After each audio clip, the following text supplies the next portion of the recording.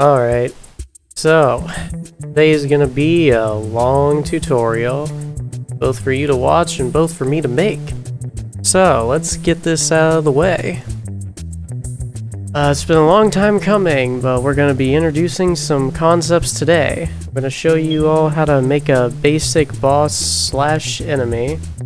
A completed boss and enemy can turn out either very well or very bad, but I think what's most important is making it feel like it can fit within the context of the game. Of course, this also just boils down to understanding a lot of concepts about how to construct it together. And I'll try and get you in that mindset as best as I can, but keep in mind you're probably just going to have to experience some things yourself for it to make a lot of sense. So, today we're going to be turning Auron here into a boss. Keep in mind, I will tackle showing everyone how to make a Kingdom Hearts 1 enemy or a Birth by Sleep enemy into an actual Kingdom Hearts 2 boss or enemy, whichever's your preference. But for now, we're going to just keep it to things that exist within Kingdom Hearts 2, just to keep it a bit more simplistic, because we have to cover a lot of shit. So, first things first is you want to figure out who you want to use, and in this case we'll be using Auron. So in order to start off, you will want to make a folder where you're going to dedicate every file that you're making on them to that character specifically. That includes movesets, the models, and their effect files. I've already gone over effect files, but I will be covering a bit more on them within the context of making an enemy. So let's get started on that. First thing you'll want to do is, of course, find out where their model is, and perhaps and in the context of a Kingdom Hearts 2 enemy, you will want their effects file and their moveset file. Let me just navigate there real quick. So, we already know that Auron is KH2FM. How do we know that? Well, it's very simple. We have a neat little text file here called object name, made by someone who isn't me. And if we just simply search Auron on here, they'll have a reference to P_HE000. You won't always have the homework done for you, but I believe I've already gone over in the past how to find something in RAM in one of my previous tutorials, but if I haven't, well, you know, maybe I'll just include it in the comments of the video. At any rate, now we know what this is, let's go ahead and open the MDLX moveset thing, whatever, you know, the animation previewer. I've done this so many times before already. So yeah, this is Auron's model. You'll notice he's missing his sword because party member weapons are separate from the party member in this game. But for starters, we'll just focus on the fact that he has these neat little animations here. It is worth noting that the model previewer isn't always accurate with its animations. There will sometimes be little pauses before the animation actually starts, which is not accurate to how it is in the actual game.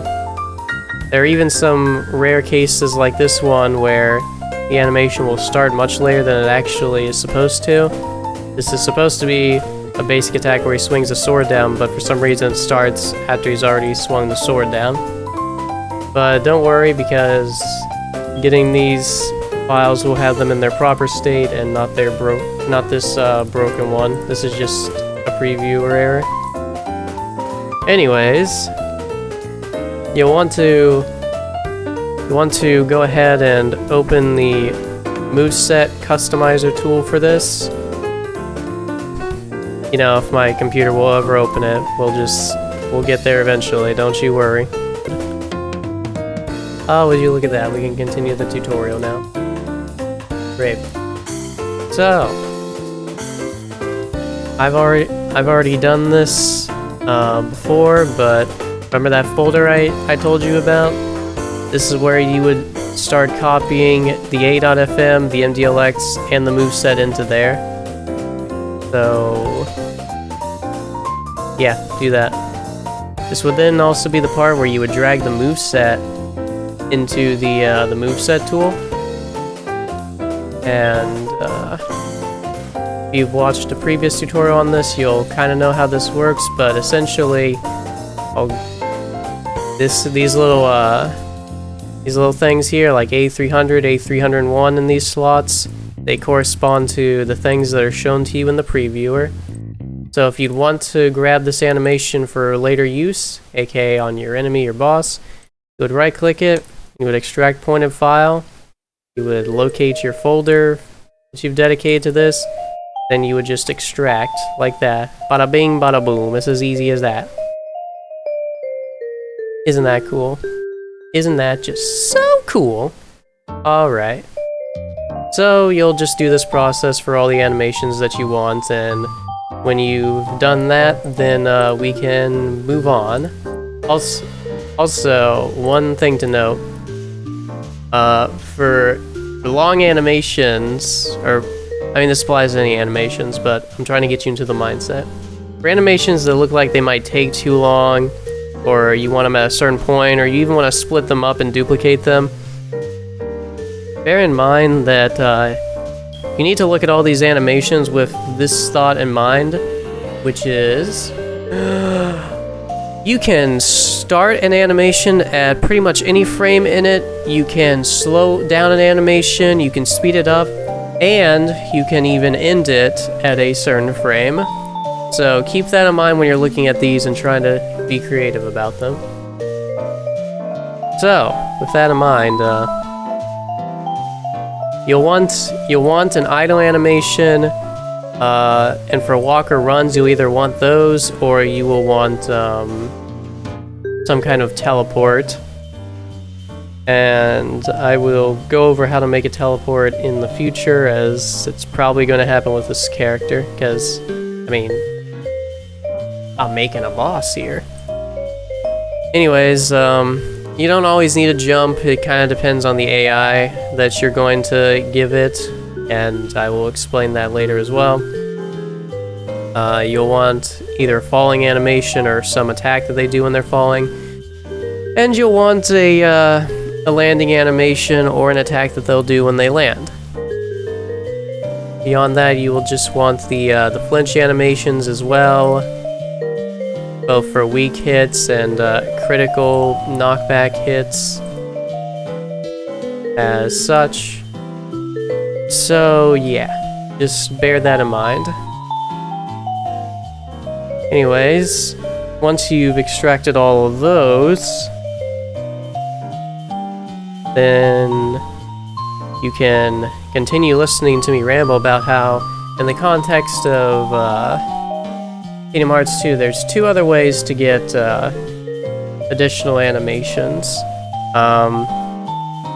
Well, two if you're doing a party member like me, because there are also limit animations that we can extract. I will go over how to do that now, for this very, very niche case, but I guess less niche because you can actually get animations for Sora in this if you're making a playable character mod. But anyways, in your extracted ISO, you'll want to go to the limit folder, and then FM, and for Auron, we're going to drag this into the bar editor, and we are going to extract the 0x14 file. It will try to extract as a bar container file, that is fine. We're just going to bring that into our little folder here. Let's go ahead and pin this.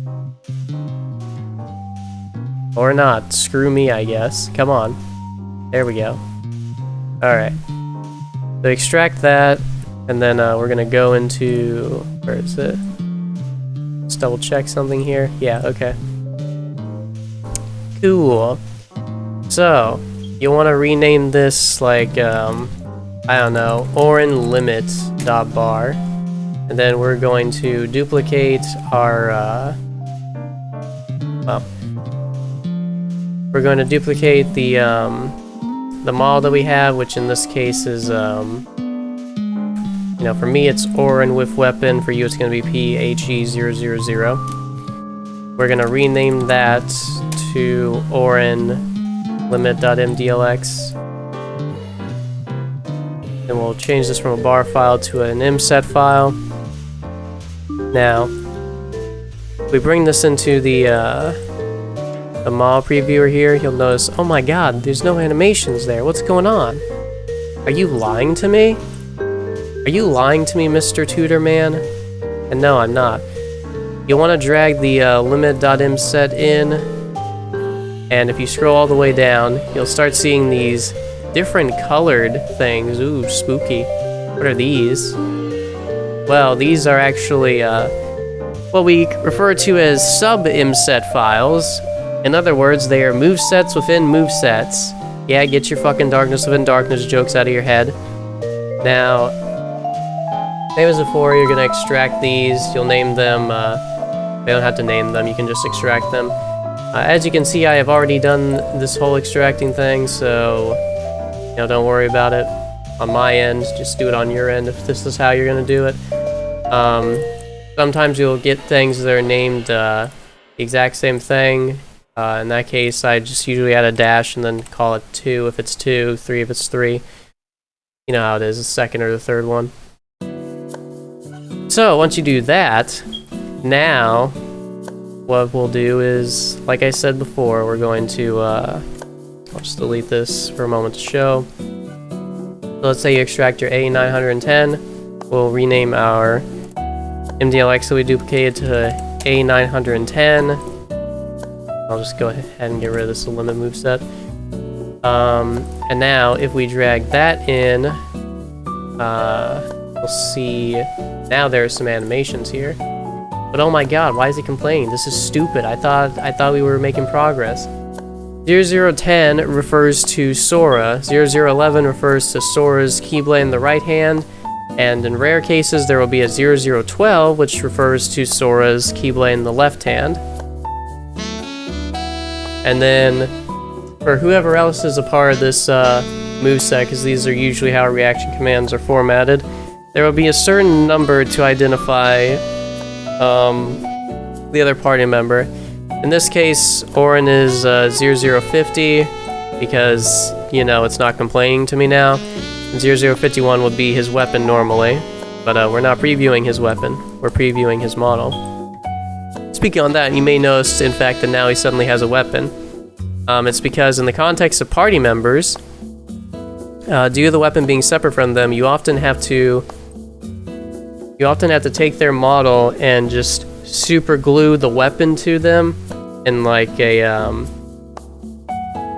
usually in Blender or something like that.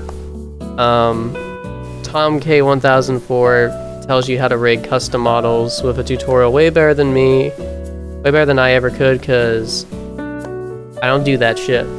So there will be a link to that in the description, along with all the other tools that I'm using for this. So read. Now you can see that oh my gosh, he's got an animation here. So if you want to use this animation for something, then you would drag this A910 moveset that you extracted in, and you'll see these little slots here. Now, remember what I said before, with 10 is Sora, 11 is his Keyblade, 50 is, you know, in this case Auron, 51 is Auron's weapon in this case. All we're going to need to extract from here is 0050, and you'll see it's an A and B. That's good, that's what we want. Just extract it as that, and boom. So that'll be something that you'll put in your actual moveset once we start compiling all the animations together. Okay, so that's limit animations. Now let's get to the thing with more relevant cases, especially in the context of, you know, making a playable character. There's a way to grab a bunch of cutscene animations and start previewing them. So if you go back to your extracted ISO folder and you go to ANM, you'll start seeing all these prefixes here. These represent the worlds. Don't worry about the _R unless you really care about Keyblade animations, which you really shouldn't to that level. But anyways, I will go ahead and describe these prefixes to you. AL is Agrabah, BB is Beast Castle. No, it's not the speedrunner. CA is Pirates of the Caribbean, or Port Royal. DC is Disney Castle. DI is Destiny Islands. EH is The World That Never Was. ES is The Realm of Darkness. EX is Extra, so use your imagination, I guess. HB is Hollow Bastion. HE is Olympus Coliseum / the Underworld. LK is Pride Lands. LM is Atlantica. MU is Mulan, Land of Dragons. NM is Halloween Town. PO is 100 Acrewood. TR is Space Paranoids. TT is Twilight Town. WI is Timeless River. Okay, so if you remember an amazing cutscene that just really captured your interest and you love all those cutscene animations, or at least one of them in it, then these are the things you would use.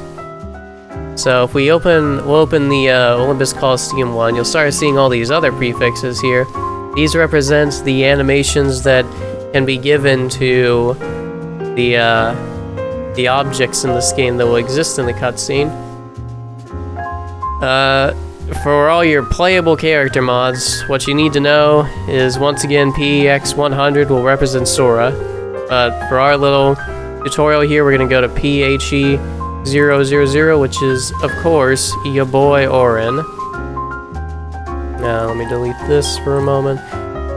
Okay, there's going to be a tool for this called ANM2MSET. And we'll just open the file location. Alright, so you'll see here this lovely little .exe. Might as well just duplicate into this folder to make everything easier. So, you'll see all these A and Bs here, but there's no way to preview them in that state. But if we just simply highlight all of them and drag them onto this thing, just wait for it to stop the text, and when it's done, just press enter. Okay, now you've got a moveset. PHE000, that moveset. This, of course, will be where we'll go ahead and copy this into our little folder here.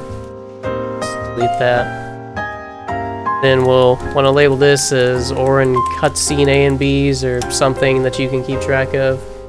And you would, once again, you duplicate the model and rename it. Same thing as that. Alright, and now I can drag this into the model previewer. Go ahead and press the page up to reset the camera a bit. Let's drag it around. Alright. So now we have all of the cutscene animations of Auron. As with normal animations, you'll have to scroll the camera to the side by holding left click on this tool and just moving your mouse around if you want to see if it moves them forward or back. Here you can see he jumps back and that actually moves his model, but if you were viewing it from the front, you wouldn't be able to see that. So, as before, you would scroll through all of these wonderful cutscene animations and just see if anything catches your eye. You'll eventually turn around and, ooh, look at that, an actual walk. Hey, look at that, he can actually move. Look at that guy, whoa, look at him go. As I said before, in context of everything you can do with this animation, we could start at around, frame 153, give or take, when we were actually constructing the moveset. And we can even set loop points. If I don't forget, then we'll go over that as well. But yeah, so that would be a useful animation for a boss if I need him to have a walk or even a run. So, once again, you would just go through all this, see what catches your eye, and then when something catches your eye, wow, you could use it.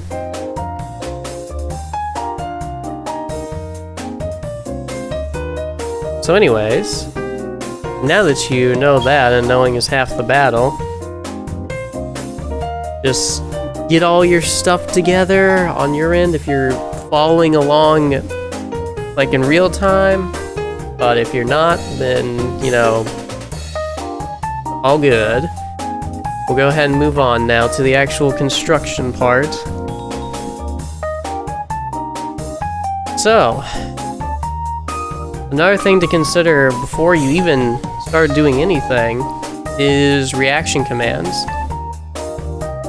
As I said before, it's going to depend on the AI that you're using, but certain AI files have, you know, reaction commands. Like if you were to use Xemnas1's AI, then you would have all those face down reaction commands that you could initiate. If you were using Axel's AI, then you would be able to do burst edge and overtaker, stuff like that. And that's something you need to keep in mind, because you can actually alter the animations of those reaction commands along with the effects that come out, and that will make it feel like a very new reaction command. There are also just certain bosses that do what's called a command grab or a grapple, which isn't really a reaction command, but it still locks you and the enemy into a sequence. The best example of this would be a dancer grabbing you. So if the AI that you're going to use has something like that, then you need to keep that in mind, because you're either going to need to build it around that to where it just cancels you both out of it if it's a forced activation, or you'll just have to make something for the reaction command. Or if it's not a forced activation, like Roxas's The End, or Xaddgx when he runs up to you and gets you into Show Stealer but you didn't press triangle, then it's all good. It's all good. As long as it's not one of those, you can avoid it. If it's just a prompt, then and you don't have to do it, then you don't have to code it. However, custom little reaction commands are kind of neat, even though they're kind of a pain in the ass, since neither the bar editor or the moveset tool were really built in mind with inserting secondary movesets. So there will be some course correction you have to do later on, but for now, in order to make this the easiest, you will want to... We're going to take a clean enemy or partner moveset, and we'll bring that into our folder now. And the very first thing we're going to build into that is a reaction command. Before we can go over any of that, though, I believe it now would be the time to explain the mindset that you're supposed to be in. Now, this is going to be very confusing at first, but try your best to follow along and understand what I'm even saying. I'm going to go ahead and get a preview of something here so it's easier to follow along. Alright, so in the case of Auron, I have currently decided that I want to use Xaddgx2's AI. Now, you're all going to be initially looking at this and you're going to be thinking, oh wow, hey, that's the attack where Xaddgx tosses bubbles. Oh dude, wait, no, that's the attack where he tosses pillars in phase 2. Aw, dude, that's his DM where he launches a bunch of water pillar things at us. Dude, that's the cool attack. Aw, dude, and that's where he jumps and the water falls behind him, and aw, dude, and that's when he's falling, and he's gonna, and then oh my god, it's frozen for no reason because the mob preview sucks. Aw, dude, and look, and then it's like his arm was broken there, but that's probably where he shoots out water pillars, man. Oh man, that's Xaddgx. Dude, Xaddgx is so cool, man. And that's the mindset you have to break out of. one, how he's attacking, and two, that he's cool. What you need to look at is when an AI does these actions and how you can take advantage of it, along with, you know, other stuff he does. So I'll try to give you an example of the mindset now. So Xaddgx, of course, has a walk animation. So let's write this down, huh? 01A. So what does 01A actually entail? Well, you're going to imagine it's that attack where a bunch of the water pillars shoot up and it's like a giant barricade. Or maybe it's in phase 1 and he's just kind of walking around and the bubbles are coming up. You need to subtract the water pillars and the bubbles from this equation immediately, because that's not what his AI is doing. That's what his moveset is doing. What you need to think about during this is when the 01A activates what, and does 01A have any AI specific properties? Example, forced movement. So, what do I mean by this? In this game, there are animations where you will walk naturally in the animation. This is why looking to the side is so important when you're previewing these. And then there are things like, which is mostly what floating enemies do, where they don't actually move via the animation itself. The AI just kind of decides, okay, you're gonna go all the way to the left relative to the position of the player, and you'll kind of zoom in and stuff. Like Xaddgx's warp, where Xaddgx 1 specifically, where, you know, he gets in the little bubble thing and, you know, he's just standing there. He's just standing there completely idle, and you can see that. But his AI is forcing him to move. Xaddgx does not have any movement built into his animation. Okay? So there's no forced movement here, which is the most common AI-specific property. So we'll just put no. Well, no, that's not the point. The point is, you need to ask yourself questions like this, like when does it activate? He just does it if not hit for too long, both in phase 1 and phase 2. I will say though, what does fall under an AI specific property is he moves to the side specifically during phase 1. So no matter how you animate it, I mean, I guess you could force him to rotate the target and maybe it would work, but normally he just kind of moves to the side and then those little bubble things spawn out. Yada yada yada yada. However, that's not what we need to know.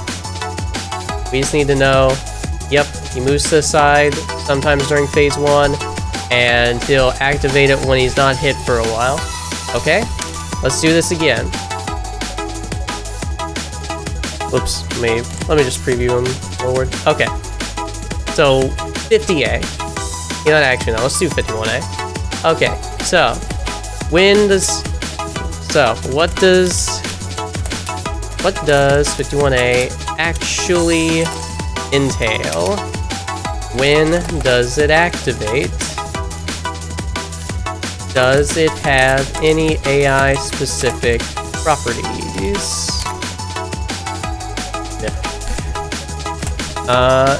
See, when does it activate?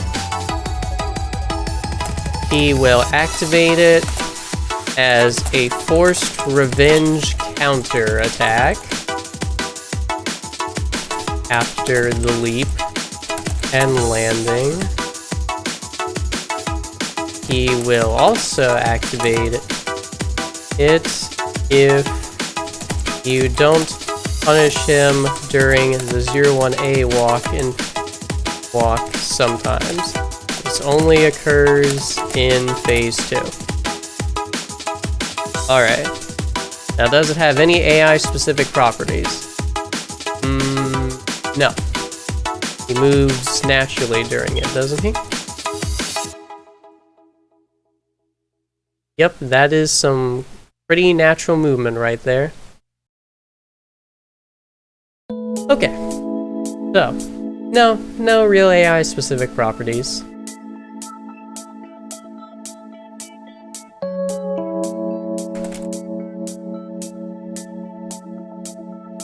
Alright. So, basically, when you're using an AI, you want to understand what is it doing? Like, how is it commanding everything out? So, using this knowledge, we can simplify this to 01A walks either to side or walks forward. 51A counterattacks after forced revenge. You also is used as a punishment for failing to damage him during 01A. Okay? Now that we have this simplified a bit more, now we know we have a little reference guide here. This is what it does with these animations. So we would just now continue doing this for the entirety of going through this if we're absolutely certain that we want to use this AI. So I'll keep going. Really hammer home how long this stuff takes. We're going to sit here and we're going to do this now. So 50A, when does he do 50A? Alright. Let's keep this up. When does 50A activate? Does 50A have any AI-specific properties?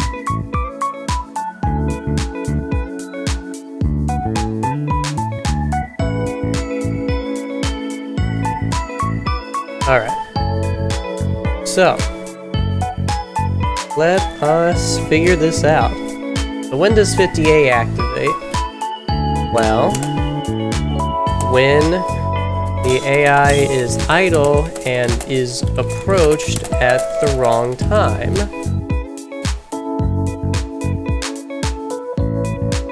Mostly phase 1. When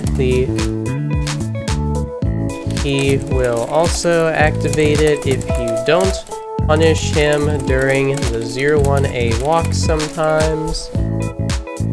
He will also activate it if you don't punish him during a landing sometimes.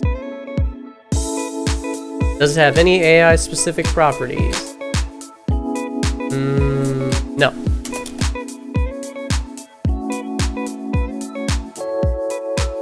So you might be wondering, how am I identifying if it has AI-specific properties?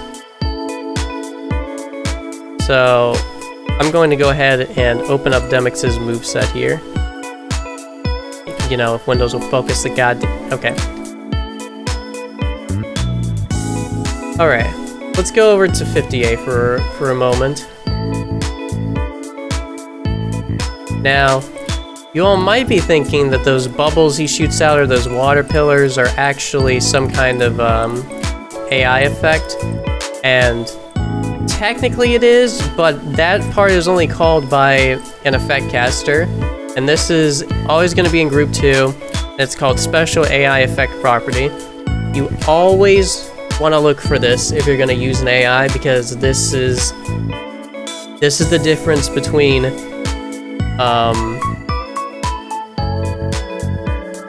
how to put it. This is going to be the big difference between making certain AIs do really strong things and nothing at all. So, in the context of 50A, he's got a special AI effect property here that's just 0, 0. So, we know that this represents him shooting out the bubbles in phase 1, or having the pillars that chase you shoot out instead. Additionally, with 51A, you'll see plenty of these properties here. Just quite a few of them. And if we just look through them, you can see a lot of different stuff now, like 4-1, or 4-1 again. So in the context of fighting Xaddgx, here's 4-2. You want to compare these to what he actually does during the fight. So I mean, we can just go look up a video of Xaddgx right now. KH2.5 Xaddgx boss fight. I'm going to be using the one from normal Hollow Bastion, so let's make sure we get that. Alright, sure, boss fight database. Whatever. Yeah, skip the cutscene, we don't care about any of that. Alright, let's get to a part where he DMs.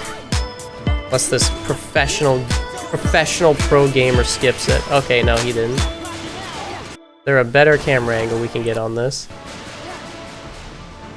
I imagine this is forced revenge. Look at him mashing. Beautiful. Okay, so let's observe this. So he's gonna start up the DM, and you can see those pillars spawning behind him. Not exactly useful, I'd say, but I guess it does add a little bit of flair. It's probably meant to be a warning by the developers, like, hey, you're gonna get fucked up, boy. But as you can see, so 4-1 would represent those pillars behind him. And then next, he spawns those pillars in front of him, which is very hard to see because he got hit by that, but you know, trust me on this. So 4-2 represents those pillars that spawn behind the player. Then he just keeps dancing around, and then towards the end here, he starts sending out the ones that they go forward. So we can look at this in the model previewer since this animation's accurate. So it's probably gonna be like right around frame 188 there, where if you observe it, okay, 180, my bad. We can see that fucking 800 represents kill mode, and you know, just put 0 down there again. So what this means is that if we were to put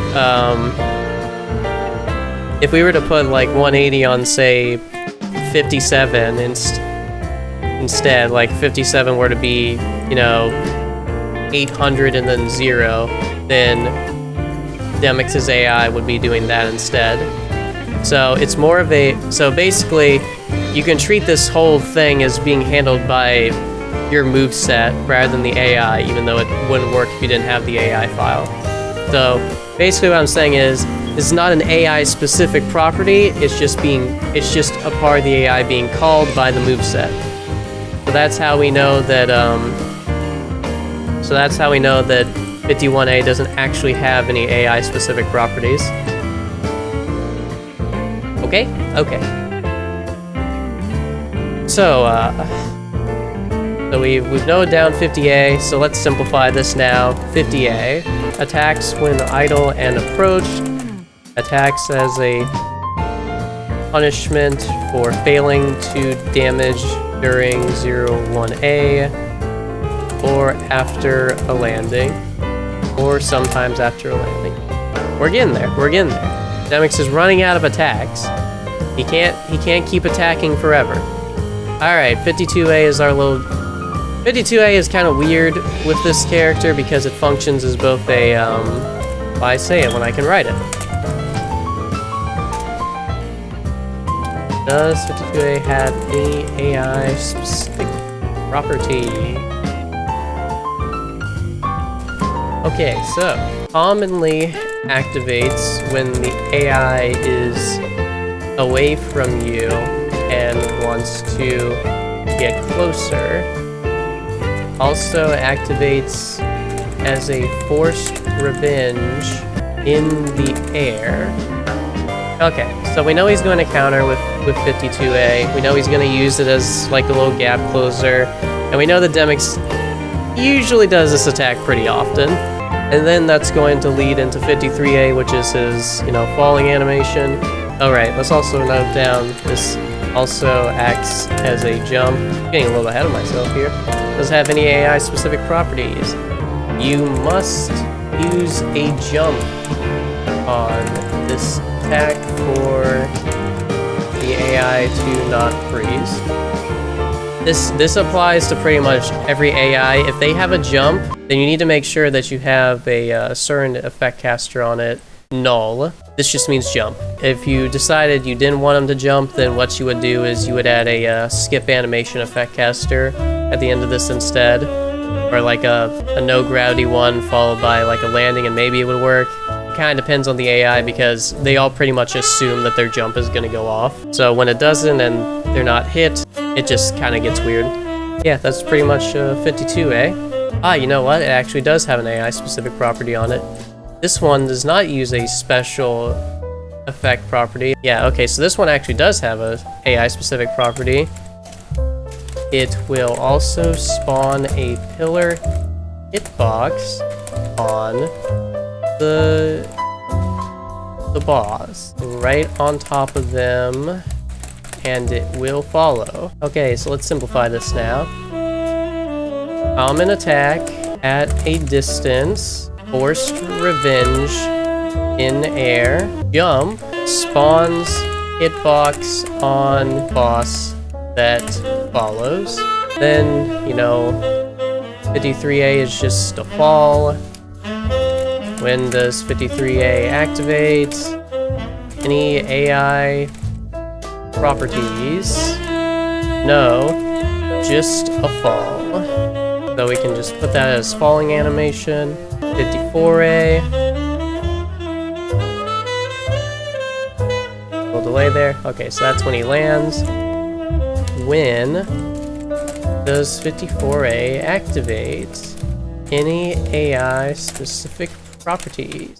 When landing, normally acts as an attack, but doesn't have to for us if we decide to let it go. Any AI specific properties? No. 54A is basically just a landing animation. So as you can see, this will go on for a while, and you'll essentially want to figure all this out on your own time. I'm not going to delay the tutorial too much longer talking about this stuff because I think you've got the general gist of it. You just figure out when the move activates and when they decide to activate it, and if it has any special properties on it you need to know about. With that in mind, let's go ahead and move on.